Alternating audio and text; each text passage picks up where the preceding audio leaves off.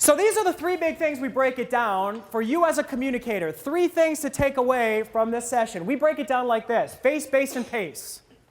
If you can nail down face, base, and pace with your communication, whether it's running a meeting or one-on-one giving feedback, those are the 3 big things. Here's how we break it down. Here's what we mean by face. Consistent eye contact. Again, if you don't look at your audience is not going to look at you, and your communication is going to fall apart. Varied facial expressions. How many facial expressions is the human face able to make? We talk about this in the book as well. Experts have studied the face. How many different facial expressions that have meaning can we make? 3,000. So we can make 10,000, but only 3,000 have meaning. That's a lot of facial expressions. Yes? Eye contact, how long? Good question. She said eye contact, how long? So in a room like this, I recommend no longer than 3 seconds with one person. Otherwise, it gets a little weird.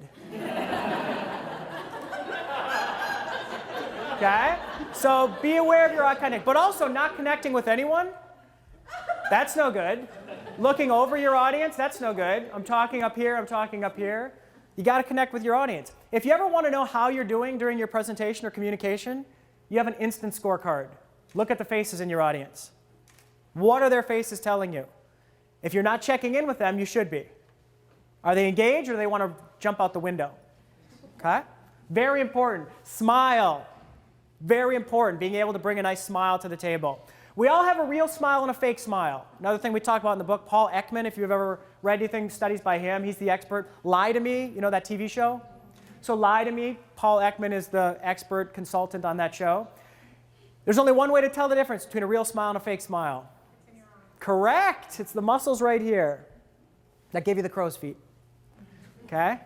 So nice big smile will affect those. A fake smile doesn't affect those muscles. So face, very important. Base, here's what we mean. Posture, gestures, movement. Those are the things that make up what we call base. Here's another big takeaway from this particular session. If you only take away a few things, here's the big one. On the other side, we define it for you. Home base position for you as a communicator, as a presenter. Home base position, here's what it is. It's your physical neutral. Here's what it looks like for a presenter in front of an audience. From here, I can do anything. I can give this half of the room some great news. You're all going to Hawaii. Congratulations.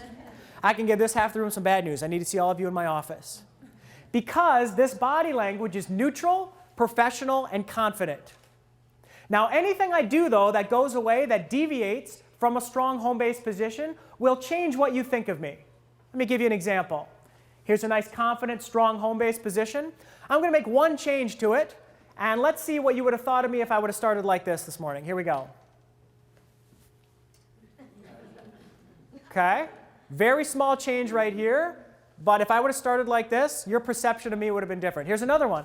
Nice, confident, relaxed home base position. Here we go. Okay? Says some different things to you. Here's another one. Nice, strong, confident home base, neutral, relaxed, professional. Here's the change. Okay? Different messages are coming out. Okay? What we call all of these things that I just showed you, it's defined on the other page, pacifiers. Watch out for pacifiers. Pacifiers are the nervous energy in our bodies leaking out somewhere. We all have it in different places. Some people have it in the feet, so we see a lot of extraneous movement. They don't like to stand still. Okay? Some people have it in the hands, so we see a lot of this. Okay? The problem is my home base is nice and relaxed and open, except for this. What's my audience looking at?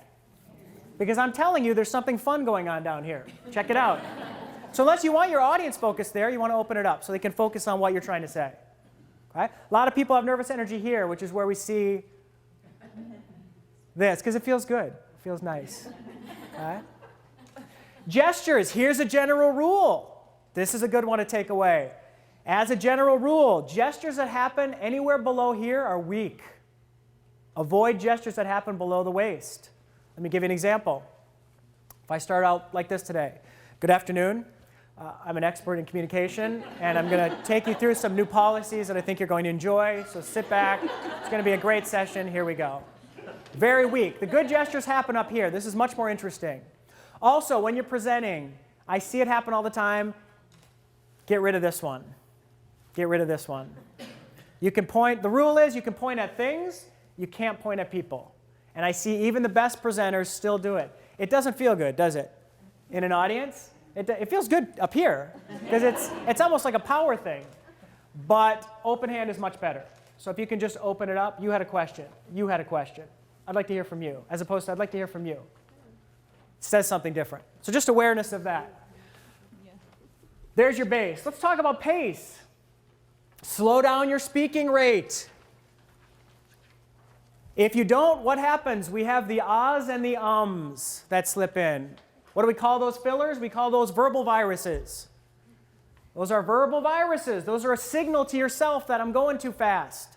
I don't know what I'm going to say next. So we fill the silence with the ahs and the ums. 2 ways to get rid of verbal viruses. First off, why is it important to get rid of verbal viruses? Or maybe it's not. Number one, it's distracting to an audience. You ever been in a meeting and someone has a lot of verbal viruses? People are making little tick marks to see how many there are.